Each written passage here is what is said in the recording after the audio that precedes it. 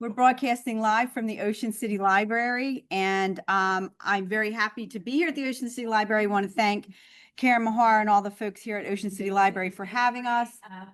We are going to be doing today the 8 dimensions of wellness, and we're being recorded. So if in the event that you want to watch the video later, then you can go ahead and watch it later. Brooke will send that out to you afterwards. So as I said, this is the 8 dimensions of wellness.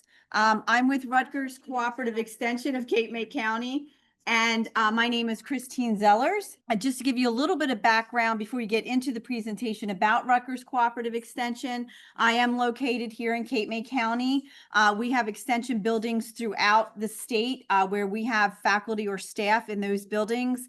And we have 3 departments that consist of my department, which is Family and Community Health Sciences, 4-H and Youth Development, or Agriculture and Natural Resources. And we do offer free resources to the community. We teach to the community, and we're here for your access. So if you are not in Cape May County, as I am, and you need resources, we have websites and Facebook pages and whatnot to connect you with someone in your county that does similar work to what I do. Of course, Rutgers Cooperative Extension is an affirmative action, equal opportunity employer. And as I mentioned, we're doing the 8 dimensions of wellness, and today's class is going to be occupational wellness. This curriculum was written by myself and Jennifer Shakaitis, who's my colleague from New Brunswick. And we put this together in hopes to get it out to community members to teach them about the 8 dimensions of wellness, and also hopefully as a resource for other community members that might be teaching in their own capacity for wellness. All right, so we have a few objectives for today's lesson. I'm going to do a review of the 8 dimensions of wellness. We're going to identify the 8 dimensions of wellness. We're going to define overall wellness. We're going to hopefully come out with a better understanding of how the 8 dimensions of wellness interact with one another. And you'll hear me say this several times throughout the presentation, interact with one another for a positive balance. Really important part of wellness is positivity. And then we're going to discover ways to achieve, maintain, and improve our wellness. So currently, the wellness industry, it's a pretty big deal. It's a $4 trillion business. And people really have latched on to this idea of wellness. Everybody is seeking wellness, trying to make themselves feel better. I don't know if it really took off more after the pandemic when people really started to feel the impacts of being unwell. But what does wellness exactly mean? Sometimes if you go and search it, when I started here, one of our key elements for our Department of Family and Community Health Sciences is wellness. And I was tasked as, being somebody that delivers wellness. And I thought, well, I've taught wellness in different capacities throughout my life, but what exactly does that mean? And that was one of the points behind Jen and I writing this curriculum, was kind of to define that. But wellness, if you search it on the internet, you might come up with some pictures of spas or yoga classes, maybe people meditating, and maybe even some ads for essential oils. I've said before, I listen closely now to what wellness is. And a lot of times I saw one time a car was advertised as promoting your wellness. So like all kinds of things. And people, it's a $4 trillion business. So guess what? People are after your dollars to get you wellness. But as we'll see today, you don't really need to spend money to do it. If you're mindful about what you're doing, you pay attention to the 8 dimensions of wellness, then you will really have the opportunity to be well and take care of yourself without spending a lot of money. So it's a vague concept, obviously. That's why we sought for these definitions. It's frequently used as a catch-all. If I ask people what they think, what does wellness mean to you, I get the answer, physical wellness or emotional wellness, but there's more than those 2 aspects to it, as we'll see. So it's really not a vague concept. As I said, we do things that are based in research at Rutgers University. We're an R1 university. So we wanted to make sure we found something that was steeped in research. And so the Substance Abuse and Mental Health Services Administration, or SAMHSA, created a definition for wellness. And the definition includes a holistic approach, meaning it's not based upon one idea, but rather the function of several concepts. And these concepts that we'll talk about today, they really are what help to create that positive balance that I mentioned in the beginning.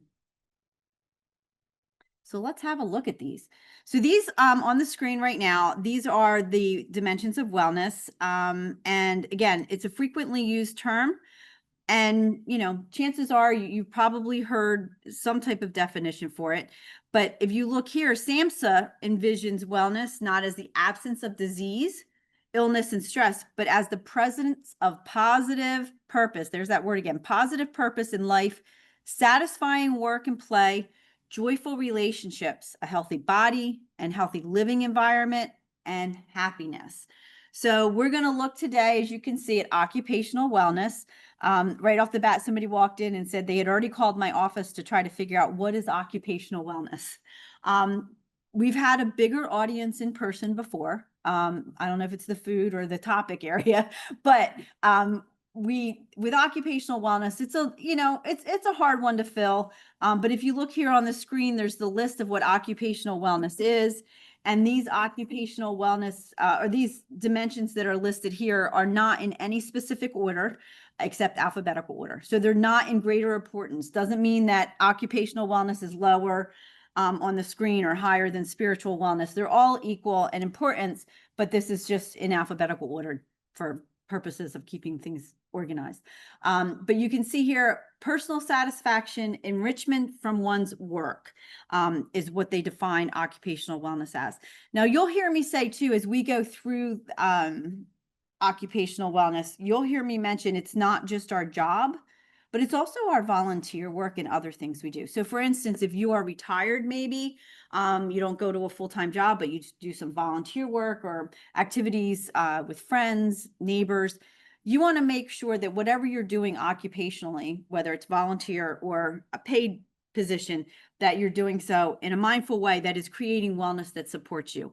I have a friend who was very involved in an organization, and I could see the weight it was having on her from not being well, and it was a volunteer position. So that too can weigh you down. You think you're doing good, but if you're doing good at the cost of yourself, then maybe you need to rethink it. So we'll talk a little bit more about that. An important part of well-being is the balance of the 8 dimensions of wellness. And because we each have individual needs, we each have individual preferences and capabilities, what I consider balance will be very different than probably everybody that's either on the call or in person here today. So you have to consider that this is an individual thing, and balance is going to look different for everyone that is involved. The other important thing about the positive balance of wellness is that it's a constant balancing act. So it's not something that we can just say, okay, today I'm going to be physically well, and tomorrow I'm going to be emotionally well. They interact with each other very much, as we'll see here today. And so we need to kind of keep that balancing act going all the time. And I know that can be exhausting. I know that's really hard. But I feel like I know personally, when I have kept the balance well, when I'm feeling healthy, then when I'm not feeling so healthy in one area, it's a lot easier to figure out what it is and to balance myself out. So keep that in mind as we talk today. You're also going to probably have to rebalance from time to time. As I said, maybe sometimes your occupational wellness is really taking a toll on your physical and emotional wellness. Then you're going to probably need to rebalance that occupational wellness. And the important thing to remember, as we'll also see here today, is that these 8 dimensions of wellness really have a ripple effect on one another. When I showed you in the last slide, I had showed you how they are kind of overlapped, and we put them that way on purpose because they really do intersect with one another in so many ways. So it's important to keep that in mind as you're thinking about your wellness overall and your occupational wellness. So here again, SAMHSA says the occupational wellness dimension involves participating in activities. So again, that could be volunteer or your employment, activities that provide meaning and purpose and reflect personal values. You'll remember that from spirituality and from emotional. They reflect personal values and interests and beliefs. So as you're thinking about this, and I try to emphasize this when we talk about occupational wellness, if you're fine, there's a need to work. You need food and clothes and whatnot. So a lot of times people have a need to work. So if you have that need to work and you find where you are employed is not the healthiest circumstance for you, or you have to do it, it's not necessarily making life great for you, then try to find ways to be positive where you have to be, and also try to find things after work that are fulfilling. So you'll see here, and I'm putting that out now because it says participating in activities. So if you're not feeling that great about where you're employed, maybe look at the activities and how they can fill that void and replace that for you. All right. So you're going to hear me say this a few times as we discuss all the dimensions of wellness, but again, today as occupational wellness, it's very important that we take small steps and we try to set goals and do things for occupational wellness that are not going to overwhelm us and defeat what we're trying to do to be successfully well.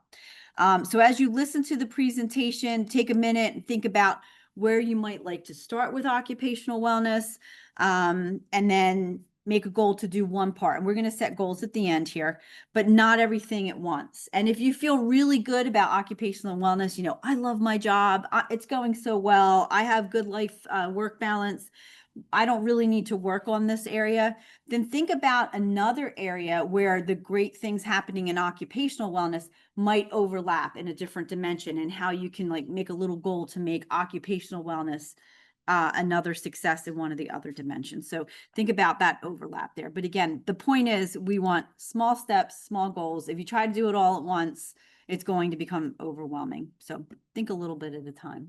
You might be wondering why I've chosen to focus on, today's presentation on the 8 dimensions of wellness in occupational wellness. And there's many reasons. One of the very important reasons that I am doing that is that it supports other areas of wellness, but it also can really support that work-life balance. That's another buzzword these days, that work-life balance. But having good occupational wellness helps us to turn things off and be a little bit more balanced between our personal life and our work life and other parts of our life. I remember so I took this job in January of 2020. I'll have to tell y'all what happened in March of 2020. So I was literally at campus in New Brunswick at a new employee orientation the day they shut campus down. I went out to my car, and I was coming here to teach the next day, and Julie Howard that night, and Julie Howard says to me, "What do you know about this virus, Chris?" I'm like, "I don't know anything about it." But so I left campus, and as I was leaving, I got a text message that they're taking spring break early, and I'm like, this doesn't sound good. So I'm a new employee. I'm at home with my husband, 3 kids, my future daughter-in-law. We're all crammed into this house trying to work, doing all these different jobs. And I'm new, and I'm like, what am I going to do now? So my thought is, I was the last person in. So if they have to get rid of somebody, I want to make sure it's not me.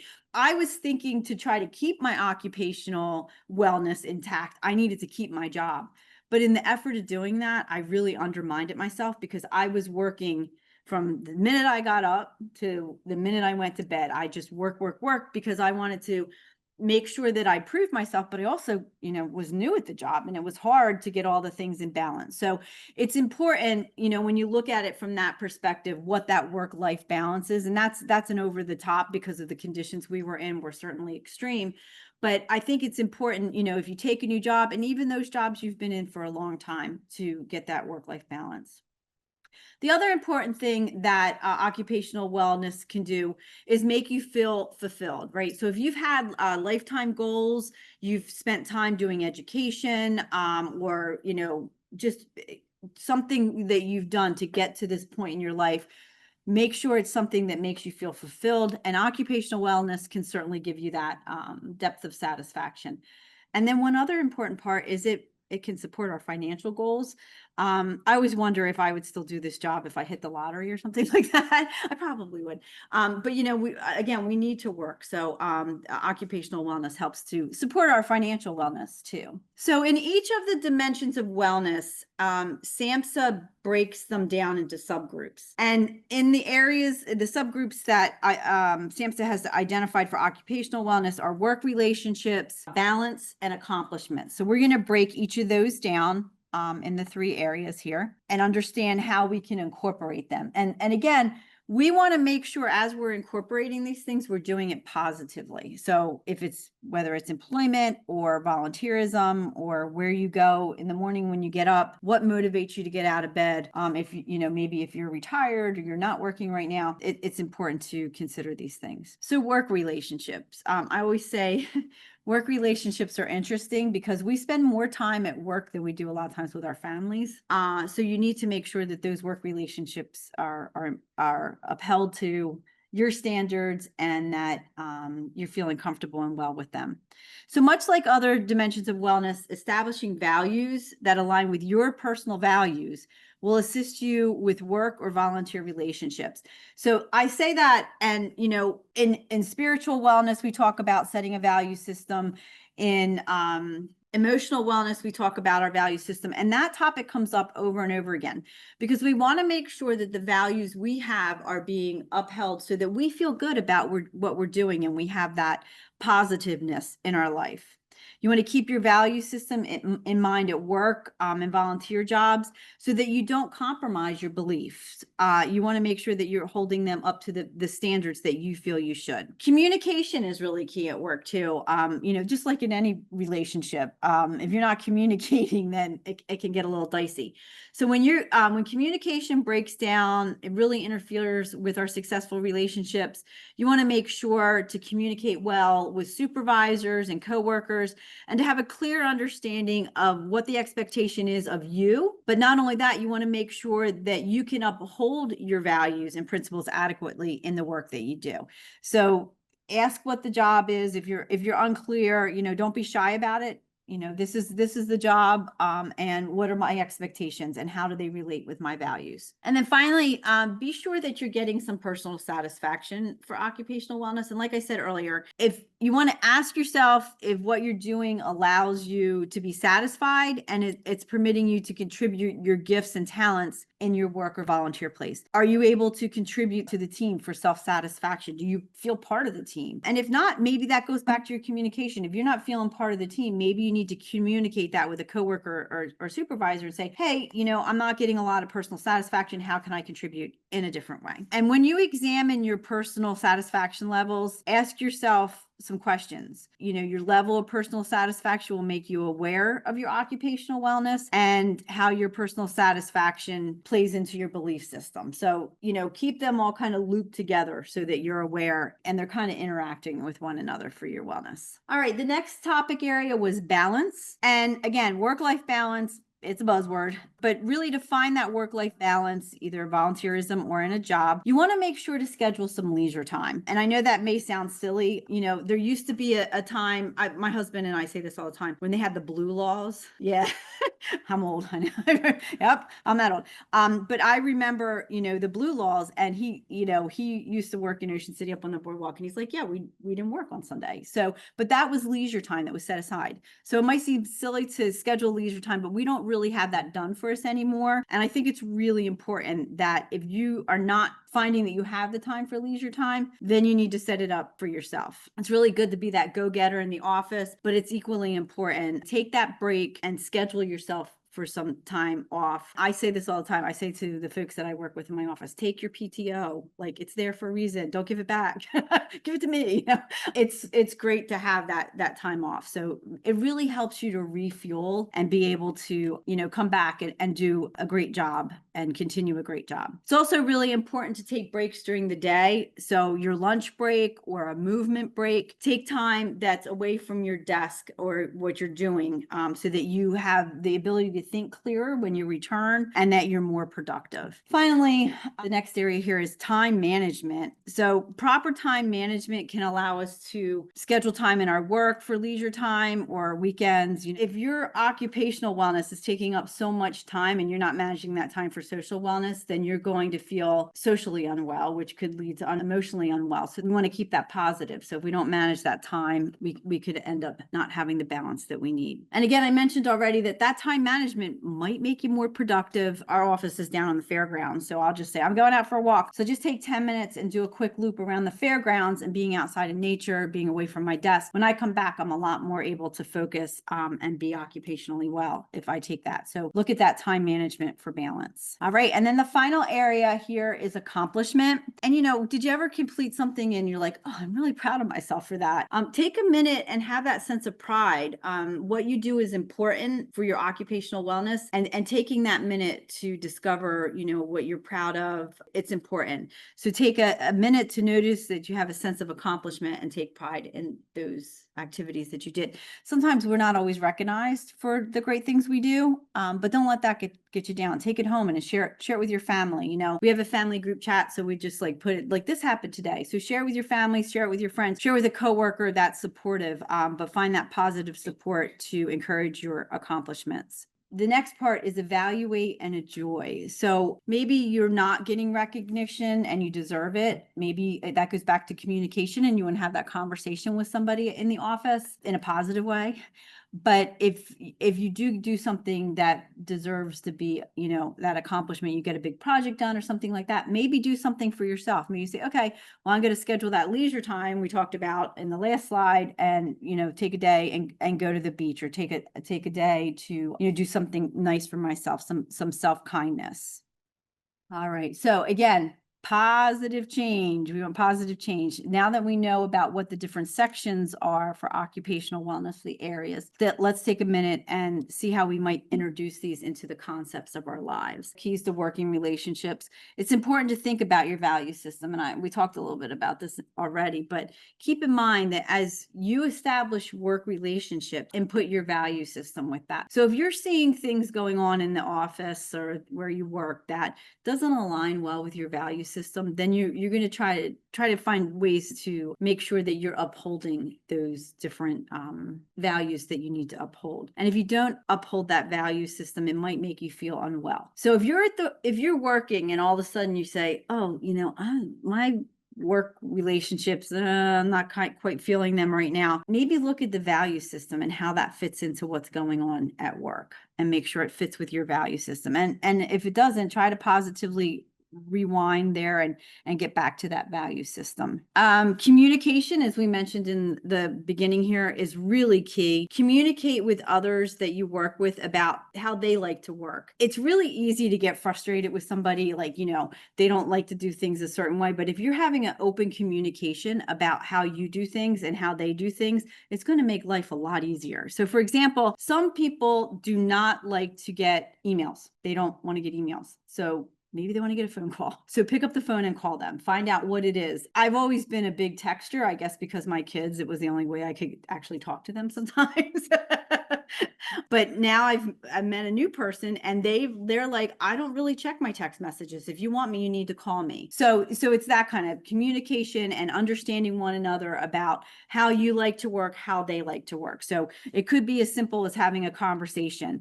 Express the best ways for communication to your coworkers. Say, this is the way I like to communicate, and that's going to create better work relationships, better workflow, and things like that. I know when I started at this job, I have a coworker that does a fantastic job of promoting all the great work that we do at RCE. And she was used to one way of work, and I was used to another way. And it was also COVID. So we came up with a way, like I give her the list and she comes back to me if she needs anything, but it works very well for both of us. So a lot of times it's just finding what those clear goals are and what they are. It's important to develop a relationship with your coworkers, your superiors, and your subordinates to positively discuss what's going on, what needs improvement, what's going well. Put that positivity in there. Like, this is what we're doing. This is going really well. This is what we could change. But recognize how to best communicate with folks so that you have more productive outcomes. If you find that you are having a hard time communicating with people at work or, in volunteer situations, it's really uncomfortable, then find ways to work on the situation, just like you would a personal relationship. Maybe you need to have somebody, that's a neutral coworker, has an idea what's going on, to intervene, sit down with the two of you so you can come to a conclusion. But look at those communication channels and see if that's in a positive manner for your occupational wellness. the idea of personal satisfaction, that comes up a couple times in occupational wellness. But in the context of work relationships, you want to remember to engage in positive relationships that you find satisfaction in. And we see the word satisfaction throughout the 8 dimensions of wellness. And it's important. You want to take time to develop relationships, that are like we talked about a minute ago, positive. You want to nurture the wellness in that relationship and express feelings in a positive and respectful way. When we talk about spirituality, we talk about discovering other people's spiritual beliefs and having positive conversations about that for personal growth. We talk about that in intellectual wellness, which is the next class we'll be having here at the library in August. But that respect and positive personal satisfaction goes a long way in making sure that you're well in a positive way.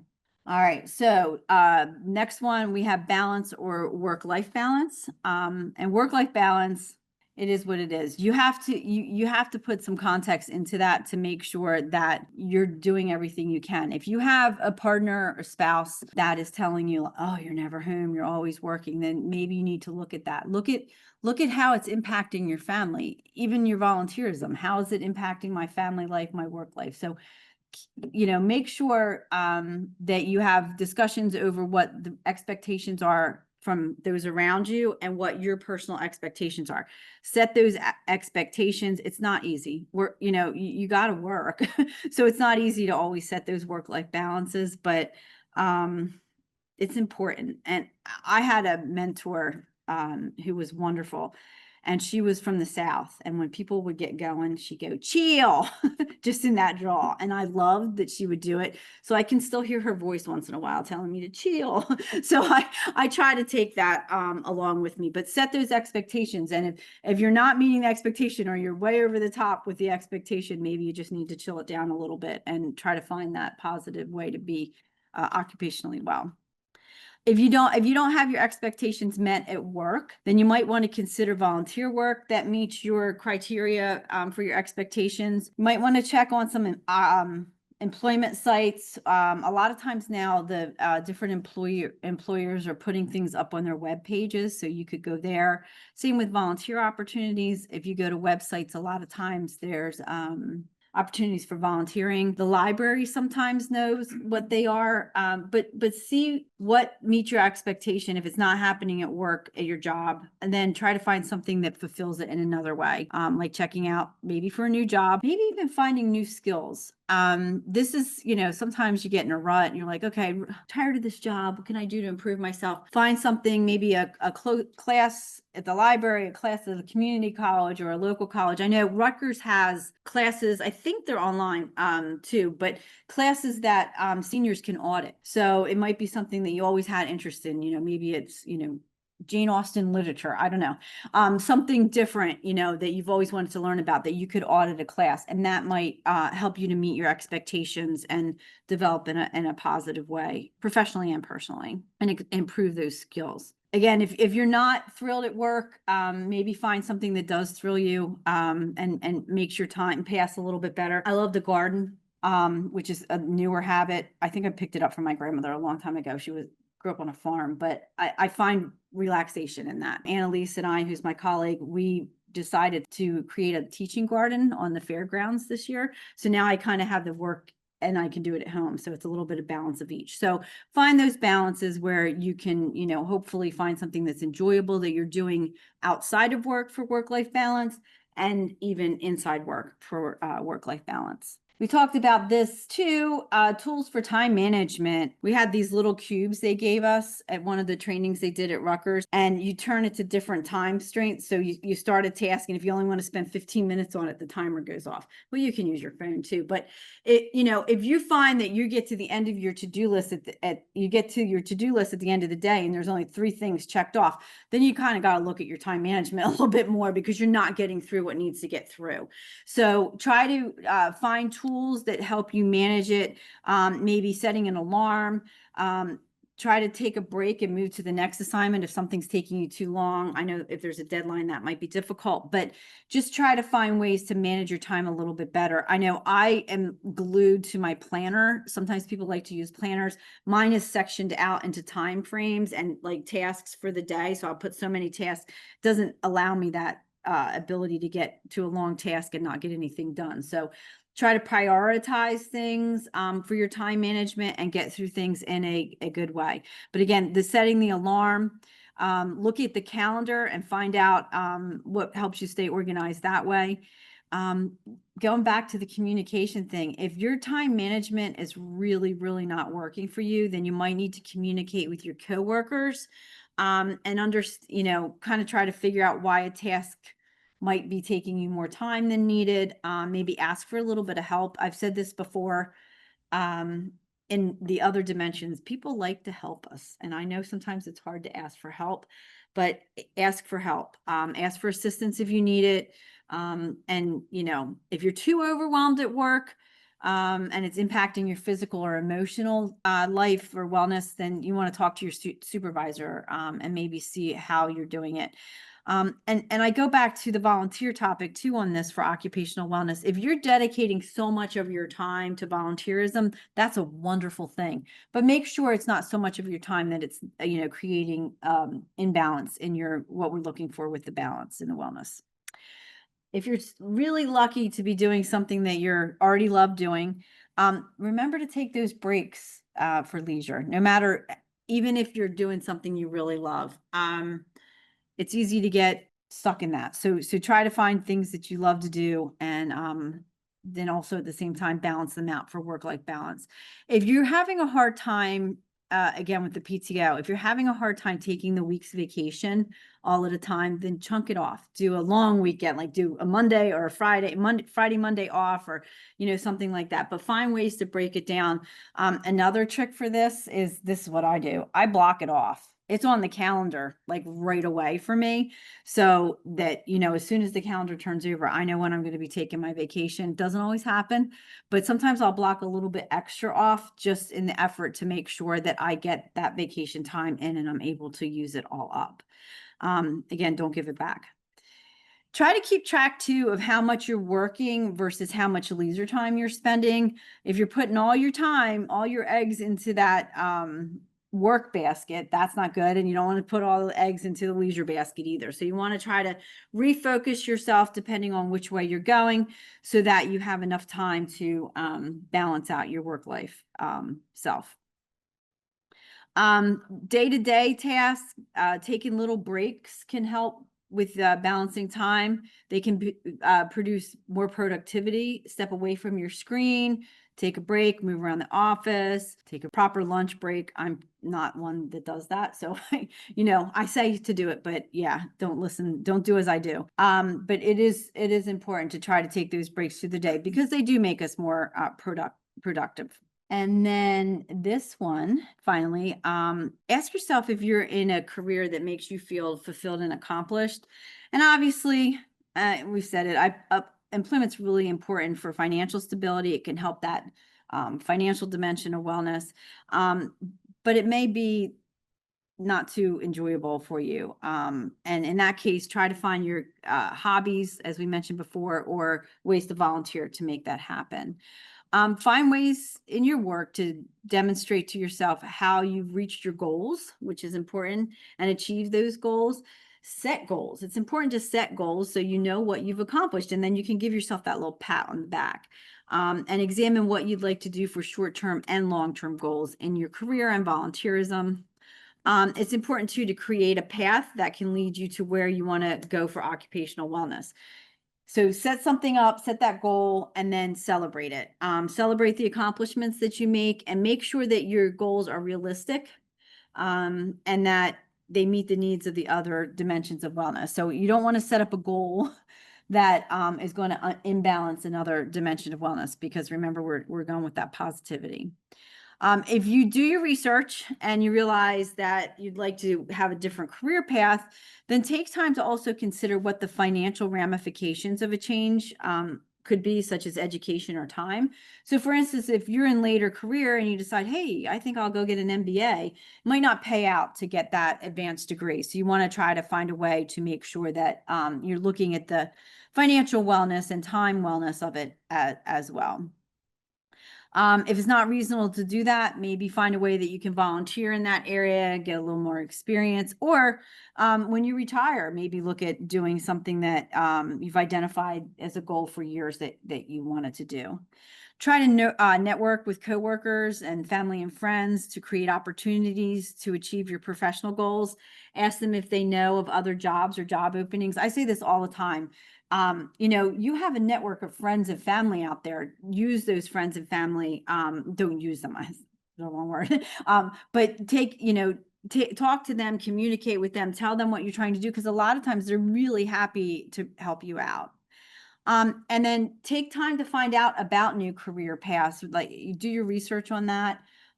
There's so many cool things. I remember when I was in school, like, I didn't know my job even existed, but so there's a lot of things that you can do. And again, if you end up not doing it and you retire, you could take advantage of that later on.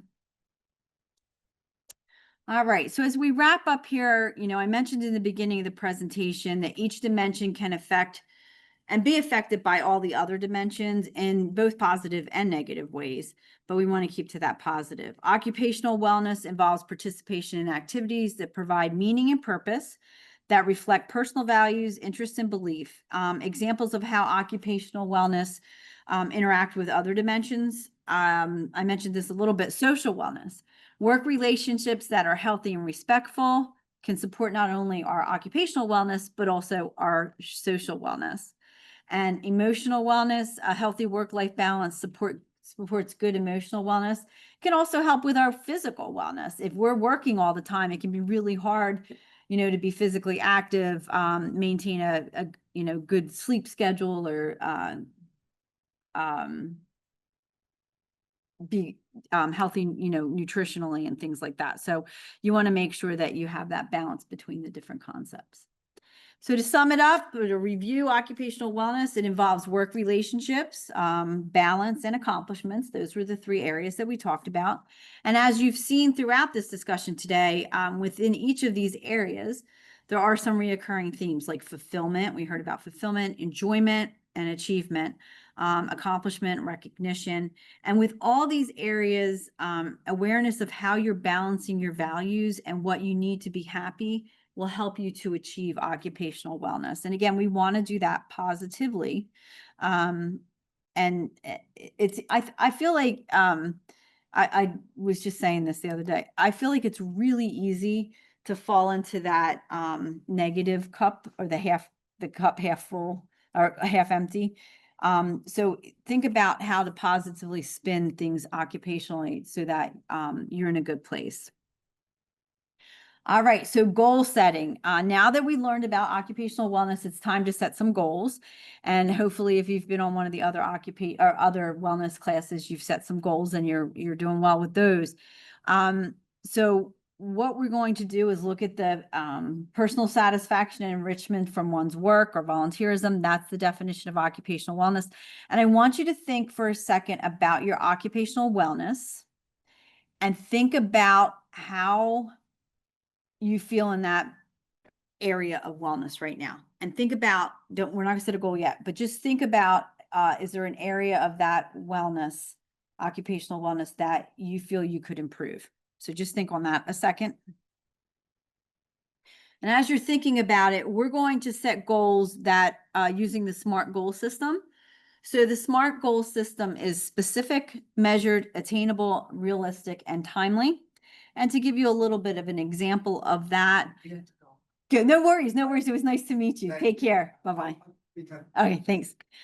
So the SMART goal setting is for occupational wellness, maybe for better occupational wellness, going to communicate with coworkers better. I'm not communicating well right now.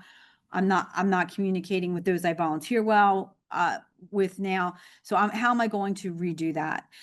Measured. I'll start by trying to be more open about my workload with my coworkers in a positive way. So instead of, oh my gosh, I have so much work, I have a lot of work to get done today. This is how I'm going to approach it.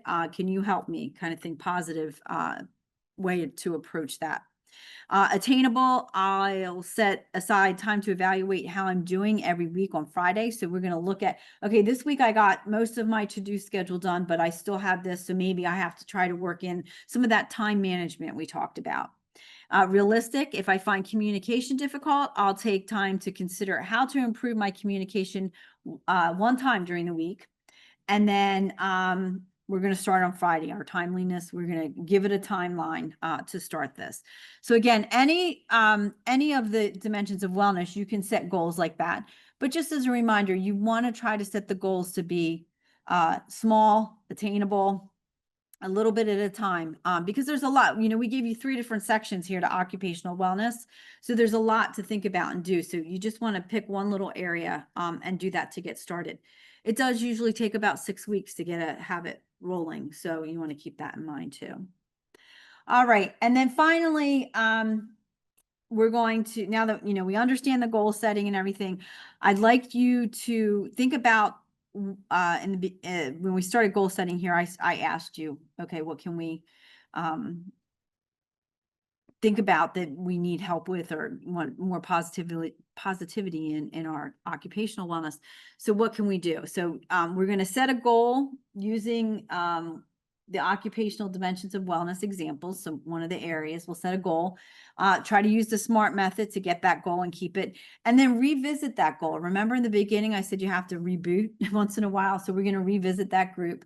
And then we do have, we're going to, I think these classes are going to be going through November. So we still have quite a few wellness classes. So I invite you to attend another wellness class here at the library. We also have them recorded online. So you can go to our website and see any of the dimensions you might have missed. And I encourage you to attend one of the other classes so you get a full view of all the different occupational wellness that's out there. Well, thank you all for joining us online. Have a good day.